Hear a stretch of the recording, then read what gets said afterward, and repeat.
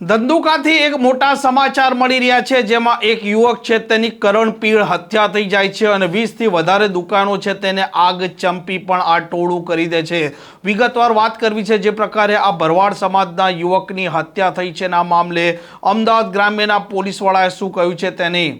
વૈષ્ણવજન તો તેને કહીએ જે પીડ પરાઈ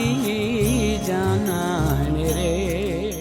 નમસ્કાર, આપ જોઈ રહ્યા છો નવજીવન ન્યૂઝ અને હું છું આપણી સાથે તોફિક ગાંચી। અમદાવાદ જિલ્લાનું જે ધંધુકા છે તેમાં અજંપા ભરી પરિસ્થિતિનું એકાએક નિર્માણ થયું છે અને તેનું કારણ છે કે એક યુવક છે તે બાઇક લઈને જઈ રહ્યો હતો અને તે જ દરમિયાન ઓવરટેકના મામલે અન્ય યુવક છે તેના સાથે બોલાચાલી થાય છે, ઝપાઝપી થાય છે અને ત્યાર પછી આરોપી તેના પાસે રહેલી જે છરી હતી તે આ ભરવાડ સમાજના યુવક છે તેને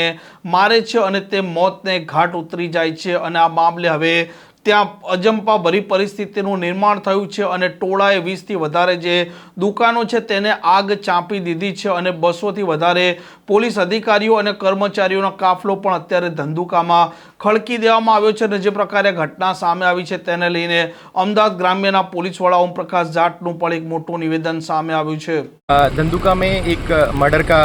एक इंसिडेंट हुआ था। उसमें दो बाइक के बीच में एक टक्कर हुई थी। उसके बेसिस पे दोनों के बीच में झगड़ा हुआ और झगड़े के बाद में एक युवक के हाथ में जो छरी थी वो उसने दूसरे युवक के पैर में एक छरी मारी थी और उसके बेसिस पे ब्लीडिंग होने के कारण उसकी एक युवक की डेथ हुई है। और वो डेथ होने के बाद में क्योंकि स्वाभाविक है कि जब भी किसी की डेथ होती है तो थोड़ा गांव का माहौल इमोशनल था, काफ़ी सारे लोग इकट्ठा हो गए और उन्होंने उसमें से कुछ लोगों ने जो है यहाँ पे आगजनी भी करी और ये इस मर्डर की घटना में जो दोनों आरोपी थे, दोनों आरोपी को तत्कालिक पुलिस ने अरेस्ट कर लिया और इसके साथ जिन जिन लोगों ने आगजनी करी उसमें 15-20 लोगों को हमने डिटेन किया और उनकी क्वेश्चनिंग अभी चालू है और अभी पूरे गाँव में एकदम शांति का माहौल है। और आपके मार्फत ये कहना चाहता हूँ कि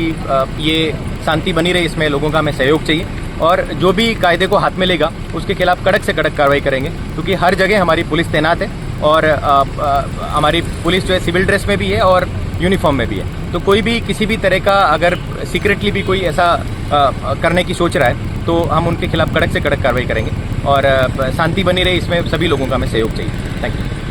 આમ જે પ્રકારે અમદાવાદ ગ્રામ્યના પોલીસ વડા કહી રહ્યા છે કે આ ભરવાડ સમાજના યુવકની જે હત્યા થઈ છે તેમાં 2 આરોપીઓ છે તેમને પોલીસે રાઉન્ડ અપ કરી દીધા છે અને ઓવરટેક છે તે બાબતે બબાલ થઈ હતી અને ત્યાર પછી આ ઘટના છે તે હત્યામાં પરિણમી હતી અને જે ટોળાએ આગ ચાંપી હતી તેમાંથી 15 થી 20 લોકો છે તેમને પણ રાઉન્ડ અપ કર્યા છે અને તેમણે આગ કેમ ચાંપી છે તે મામલે પણ અત્યારે તેમની પૂછપરછ ચાલુ છે અને એકંદરે આ પોલીસ વડાએ પણ અત્યારે ધંધુકા છે તેમાં શાંતિ છે તેવી પણ વાત કરી છે અને અપીલ પણ કરી છે। આ પ્રકારના સમાચાર માટે નવજીવન ન્યૂઝ ચેનલ સાથે જોડાયેલા રહો। નમસ્કાર।